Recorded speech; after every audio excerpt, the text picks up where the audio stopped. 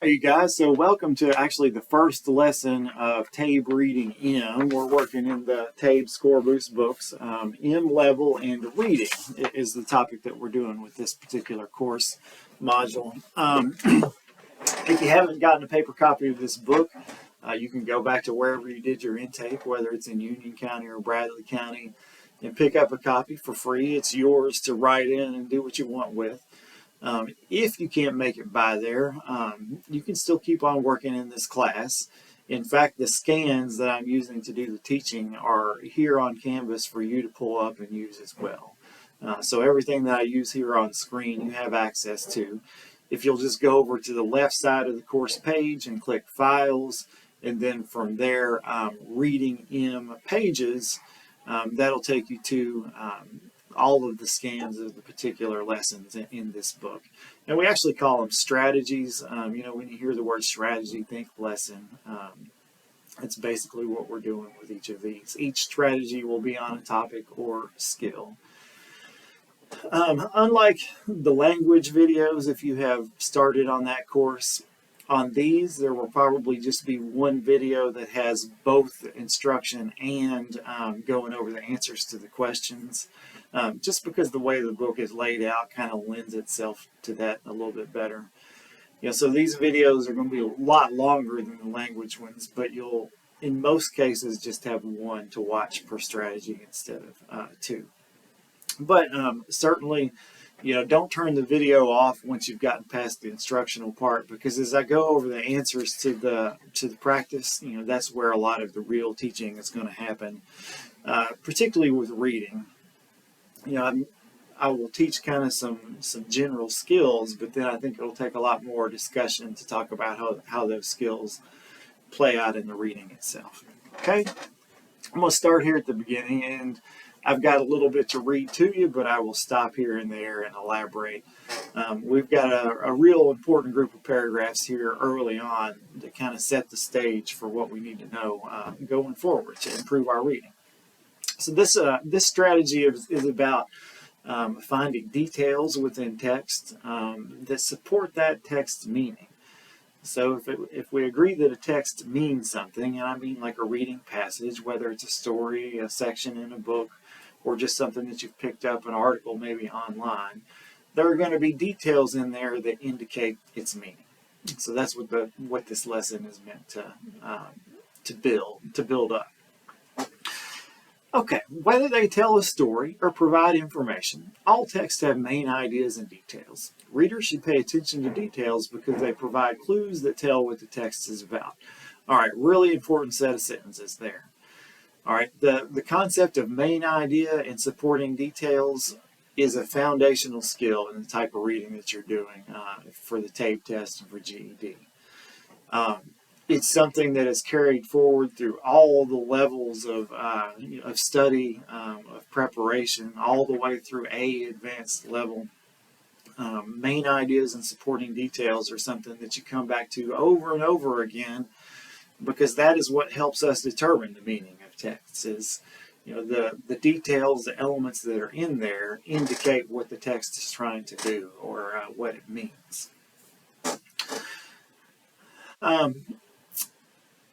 Also, and before I read further, I want to pick up something that was hinted at there in the first part as well. In this study, as we prepare, we're going to be looking at two different types of texts, two broad categories. One is literary text, and those are pieces of writing that are meant to tell a story, that are meant to entertain. You will have characters that engage in dialogue. In other words, they talk in the story and there's quotation marks around what they say. You may have a specific setting. Some events that are either, kind of real world events, or maybe even things that are real unlikely to happen in the real world. Most of the literary texts that we read as part of our study are kind of real world in nature. And the reason is that they're also, as we read these passages, trying to build our knowledge of things like civics and workplace skills, some of the other things that are necessary for us to be, good, responsible citizens. So a lot of the literary texts that we're going to read are not going to be things that you may associate with literature back from high school. We're not going to be reading novels, but instead we're going to be reading shorter passages in order to practice what we're learning about the reading process. And then the other type is informational text, and those texts are there to just do that, to deliver information, to inform us on maybe a historical topic, a scientific topic, something in the world of politics. Informational texts can have opinion in there. There could be information that is unproven or maybe even inaccurate, but the intent is to inform, not to entertain. Okay. Literary texts provide details about actions, settings, or events that help readers understand what is happening in the story. So what we're hearing here is that the type of details in literary text are specific to that kind of work. Actions, what do the characters do? Settings, where does it happen? Events, what happens to the characters? So those are the kind of details that we're looking for when we're trying to determine the meaning of a literary text or story. Informational text may provide details about an event in history or how to do a certain task. These clues help readers to understand what they're reading about. All right, so in an informational text, the details may look like historical events, facts, data, even charts and graphs, numerical data that has been represented in visual form. So the kind of details that we're looking for in informational text will differ from what we're looking for in literary text. But at the end of the day, the skill is kind of the same. We're trying to determine what a piece of writing means by looking at the details within it. Okay. These clues help readers to understand what they're reading about. Typically, no one piece of information will help readers draw conclusions. Readers have to piece bits of information from reading together to make an inference or draw a conclusion. Okay, important sentence there, and we need to elaborate. So making an inference, and kind of like main ideas and supporting details, the skill of inference is foundational to doing well on these tests. And really to going forward and reading at all, the skill of inference is necessary. The good news is you already do it all the time, whether you realize it or not, and whether you are inferring or not. To draw an inference is to draw a conclusion from evidence. It is to observe evidence, and then draw an unstated conclusion from it. In class, one of the more simple examples I use is if you were to get up in the morning, walk outside and see puddles everywhere, see the leaves of the trees dripping with water, as the cars go by, they're splashing the water from the flooded streets all over the place, you might make the inference that it rained last night. That's all we're talking about, is kind of putting it all together and drawing the conclusion. In a sense, those details I just mentioned, the puddles, the dripping leaves, the flooded streets, those are supporting details that support the main idea that we arrived at through inference, that it rained last night. In our daily lives, we make inferences all the time. I don't think that we would live very successfully in society if we didn't draw conclusions from what we observe. It helps us to make good decisions, to stay safe, to interact in relationships better. Inference is a key skill, being able to draw a conclusion from information. Fictional text might describe the action of characters. Readers can use that information to infer how a character feels or thinks about a situation. So if a character slams his fist down on the table, you can infer that the character is angry about something. Informational text may provide details about certain events or people. Readers will use what they know to make inferences about what that means. As you read, pay attention to the details. You will use them to support your understanding of literary and informational text. Okay, so at this point in the lesson, I am not going to read the long passage to you. It's on you to read it and to practice that. But this first passage is actually a literary text, a fictional text. It didn't really happen. It does have a real-world feel. These characters are relatable, and the things that are going on in their lives are probably things that have happened to us as well. In fact, I know some of these things played a role in my life. But again, on these literary stories, they're kind of trying to give you a real world feel, and to also kind of cover workplace skills, soft skills, being a responsible citizen, being engaged in American politics, that kind of stuff. So the stories will have that sort of focus. So at this point, pause the video, read this story, and as you read, look for supporting details that we can use to draw some inferences.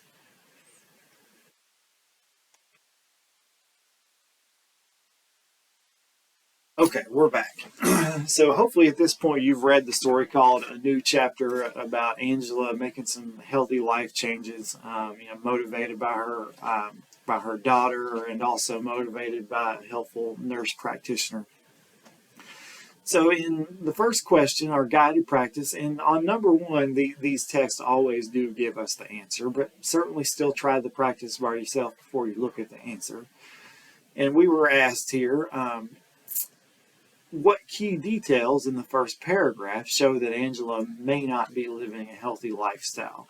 And do pay attention to the way the question is worded. Sometimes it will say in a specific paragraph, like the first paragraph, and they're numbered in the text as you have seen. Or it may ask you about the passage as a whole. I've seen both quite often. So do read carefully to understand whether you're trying to look at the whole passage or just one paragraph within it. It could have said paragraph 3 or paragraph 22, and then that's where we would go to find the evidence. But in that paragraph, we had language like, as usual, Angela settled down in front of the TV, immediately starting to eat candy. Those details point us towards the inference that Angela's lifestyle is not healthy, at least not at the beginning of this story. All right, moving on to questions 2 through 3. So 2 ask us to, ask what word best describes how Selma feels about her mother. Which details from the passage show this? And I answered worried, and some of the details that I put here is that Angela's daughter has noticed that her mom has ceased her normal activities. She's not living life the way she should have. She seems down and sad.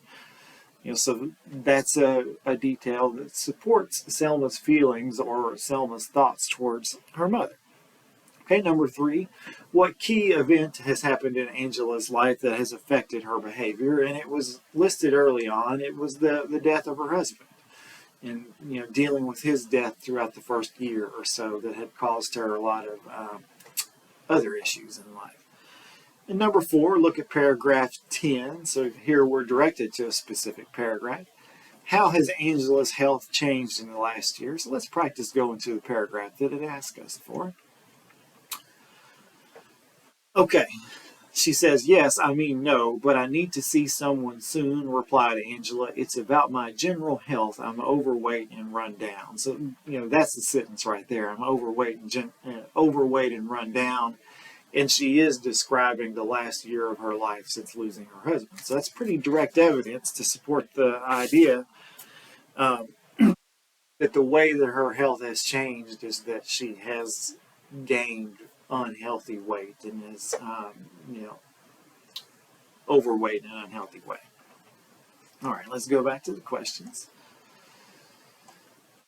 We're on to multiple choice. So number 5 says, why could Kathy understand what Angela was going through? And Kathy was a nurse practitioner that helped her out and gave her some practical strategies on what to do. And it's B. Kathy also has kids, and what she understood was the way in which Angela's daughter Selma, was trying to motivate her, even though she was younger than her mother. She was trying to motivate her to do better, and Kathy understood that part of it.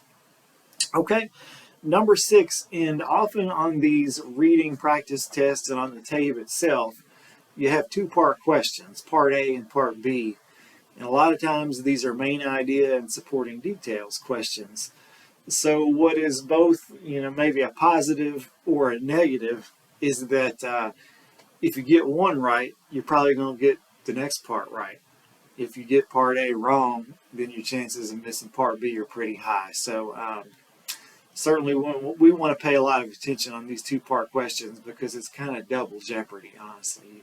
You can lose 2 points if we don't approach these questions the correct way. So part A asks, which word best describes how Selma feels about the changes her mother is making to be healthy? And it's A, excited. But if we go down to part B, what details supports that idea that she's excited? Well, it's D. Selma exclaimed, excitement. Mom! Exclamation point, excitement. Are you going to really walk, Yogi? That's great! Exclamation point, excitement. So, even the punctuation communicates excitement there. The words themselves, like exclaimed, and that's great. So D is by far the best answer there. Evidence to show us that Selma is super excited about her mother's healthy changes. Okay, in just a second, you're going to pause the video and read this next passage. But unlike the first one, this is not a literary text, it's an informational text. And this one is meant to inform readers on how to approach a job interview successfully, to do well, to try to get a job. You will notice that this informational text is broken down into sections with headings. Certainly look at those headings as you read through. They can clue you into where the supporting details are and what is being discussed in that section of the passage or the article. And this one ends here on page 7. So go ahead and take some time and read this text in its entirety, all of page 7, with the video paused. And then when you get finished, you can come back here, hit play, and we'll go over the practice that accompanies this particular passage.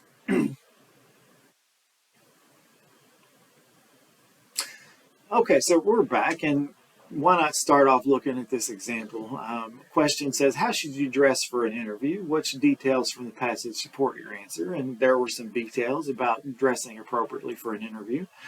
It says that you should wear clothes that are neat and clean and dress like you already have the job. So if you want to be an attorney, then dress as if you're an attorney in the interview. If you want to be, an IT worker, maybe you dress like you're already doing that job. Look the part, as they say. Okay, so for number 7 on our guided practice, it says, what is one way to keep from getting nervous about a job interview?